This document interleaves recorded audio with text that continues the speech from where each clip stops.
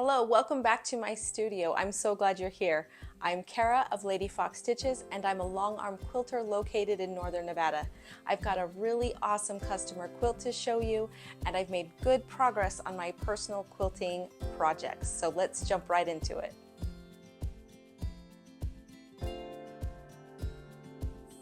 Okay, so my customer quilt this week is a pattern by Annie's Attic, and you can find that online. I'll make sure to link the pattern below. It's normally $8.99 as a downloadable pattern, but right now it's on sale for $2.99, at least as of the time of this recording. So it would be a great idea to hop onto the internet, follow that link that I'll put in the description box, and grab this pattern for yourself. I know after you see it, you're gonna wanna make it. It's a really great layout and feels very appropriate for this time of year. Very summer, very Americana, and yeah, you're gonna love it. So here she is. I'll hold it up. This pattern is called Old Glory.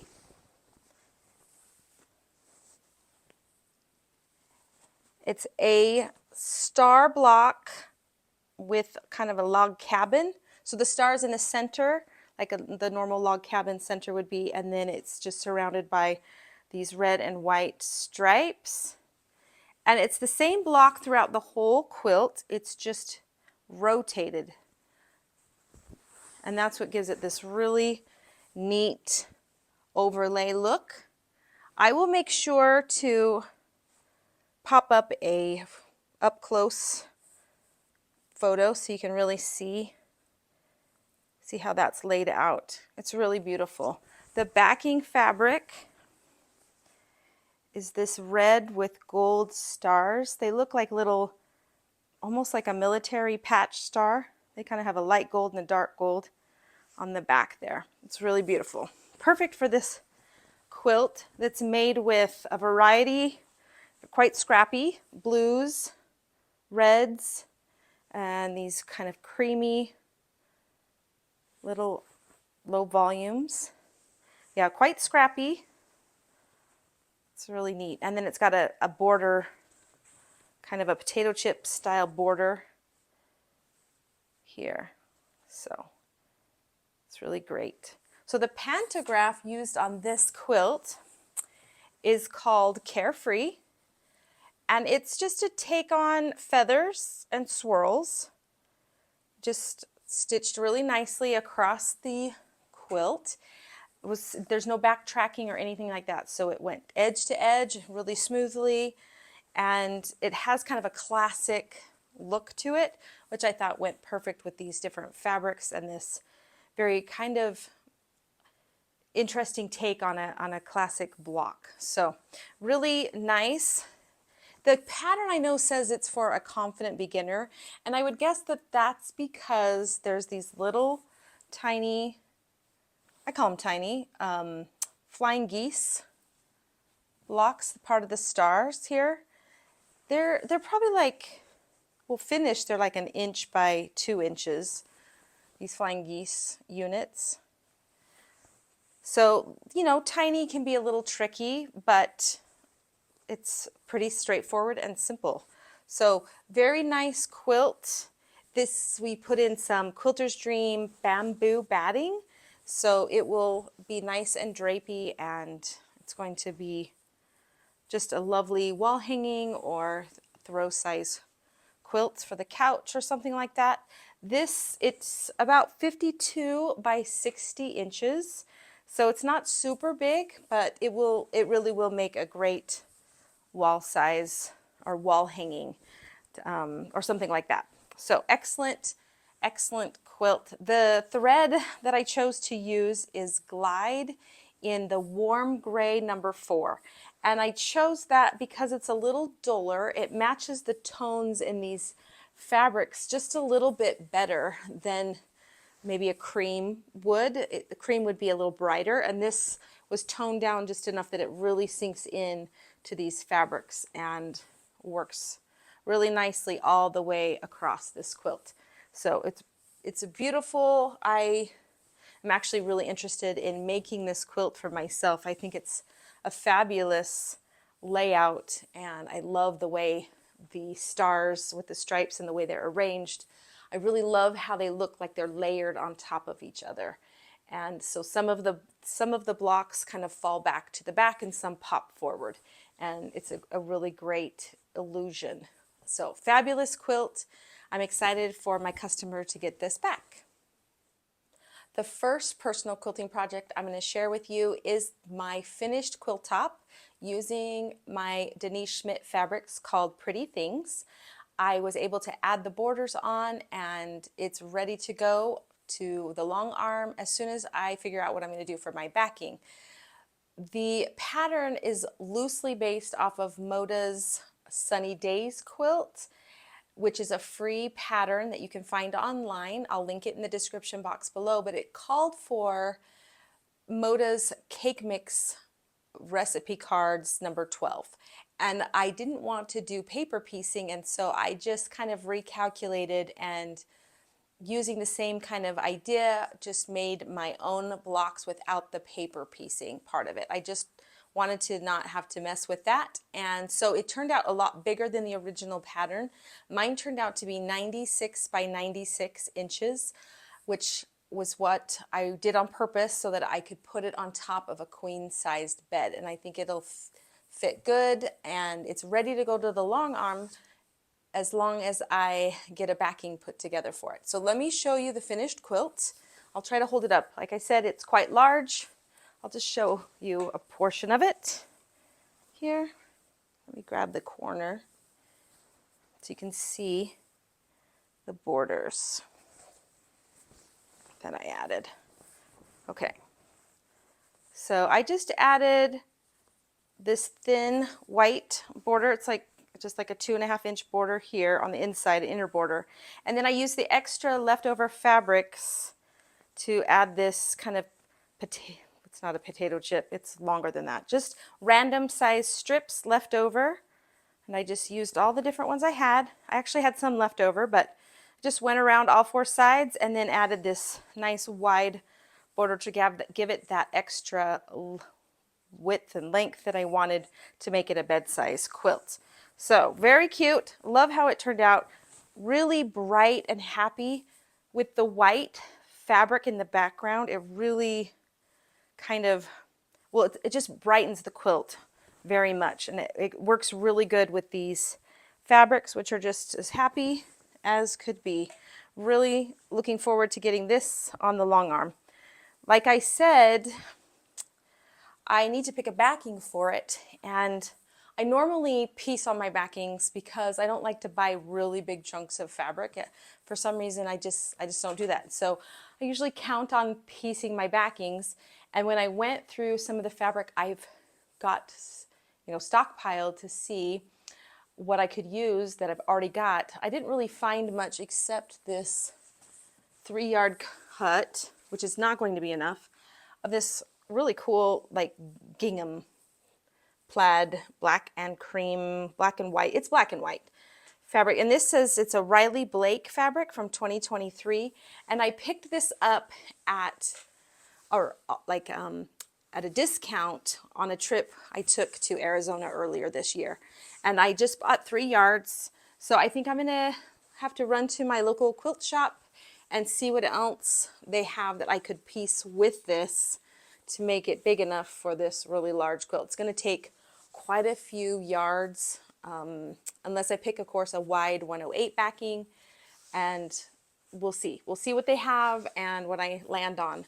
But I think this is what I'm going to go with. I think it'll really go fine on the back, and I've already got that started. So, I've got this piece already in my possession, and we'll only need to just pick up a few more yards. I'll have to do some math and calculate just exactly how much I'll need to make enough or big enough backing to fit on my long arm with 4 extra inches all the way around, in addition to the top. So I'll need 100 by 100.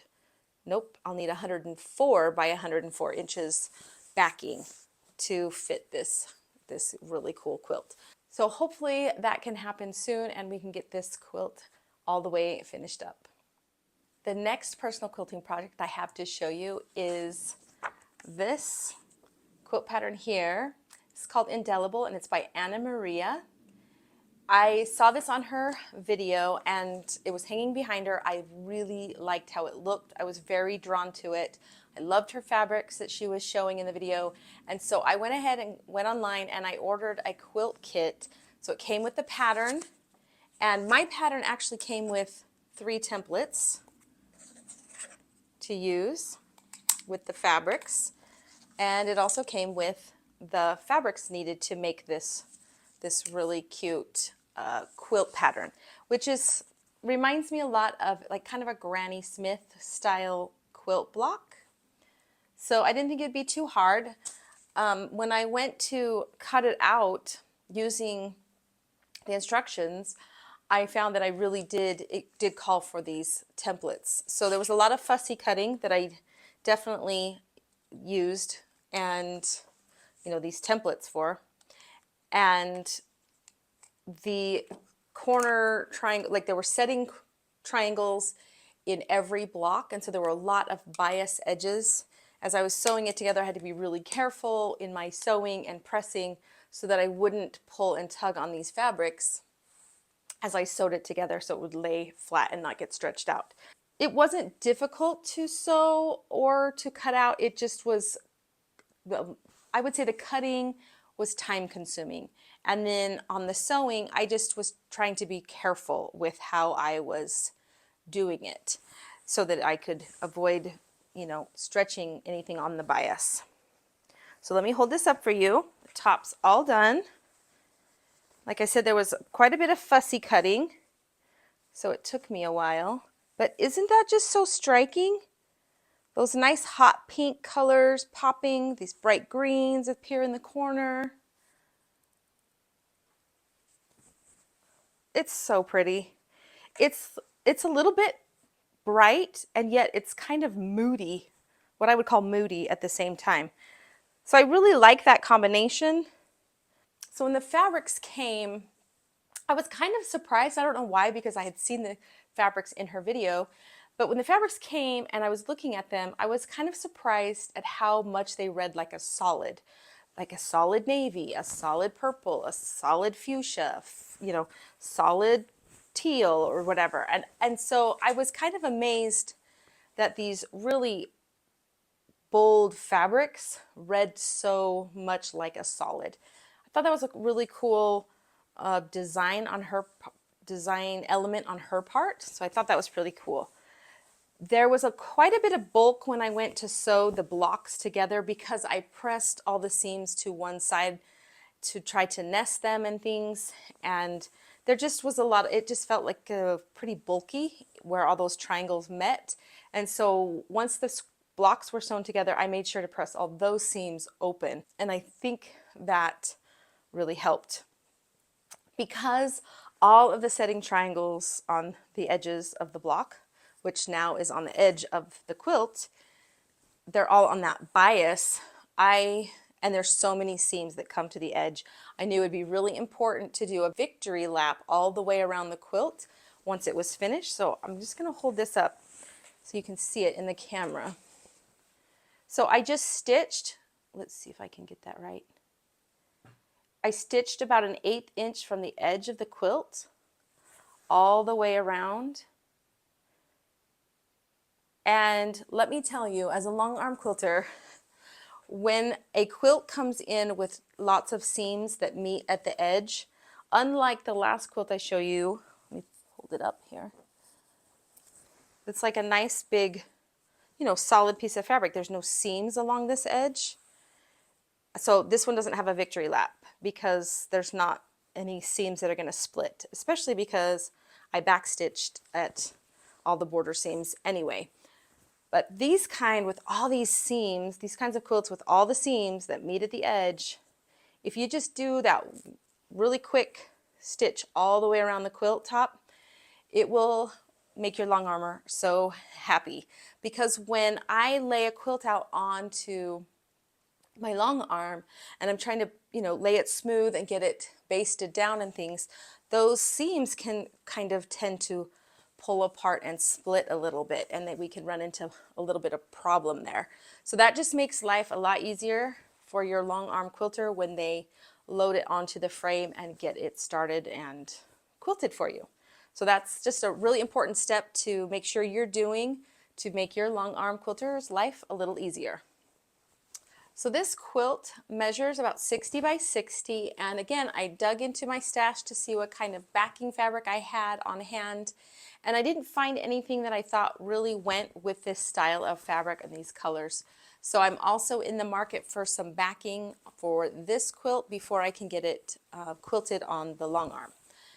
But I'm looking forward to getting that one also finished and wrapped up. As I was cutting this one out using the templates that came with the pattern, I found myself needing to slow down and do things a little slower, which I appreciate once in a while. I tend to work quickly. I like to sew quickly, and that's just part of who I am and how I like to do things.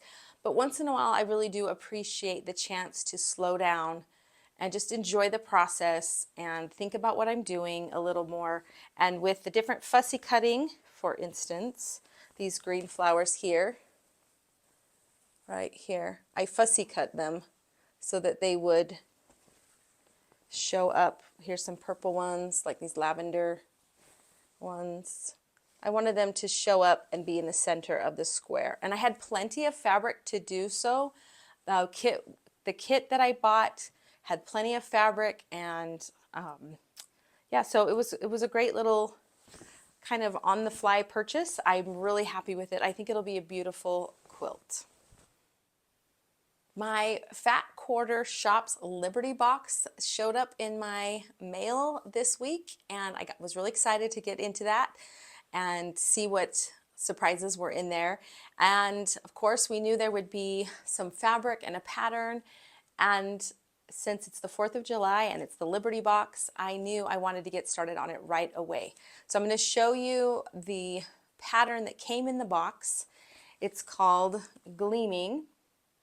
And this is a Fat Quarter Shop. I think it's Liberty box exclusive, but it's a nice little pattern of these stars, the little border on it. And the fabrics that came in it is called Gleaming Stars and Stripes Forever, and that's by Lori Whitlock. And you can see here, they're pretty cute, like little flat or little hats, like Uncle Sam type hats, plaids. We got little flags, fireworks. It's a cute little bundle. There's some reds in here, the red and white stars. The Fat Quarter bundle came with 12 fat quarters, and when I looked up the full line of fabric, it looked like there were maybe 21 different fabrics. So we didn't get the full Fat Quarter bundle, but enough to make this gleaming quilt. It did come with the main print fabrics, but you have to get your own background, binding, and the wide border here. You have to get your own fabric for that. So I wanted to get started right away on this, and I went ahead and started cutting out. This morning when I checked my email, I found a pattern correction from the Fat Quarter shop, and I got a little worried because I'd already cut all my fabrics without doing a test block, and I worried that maybe I had messed something up.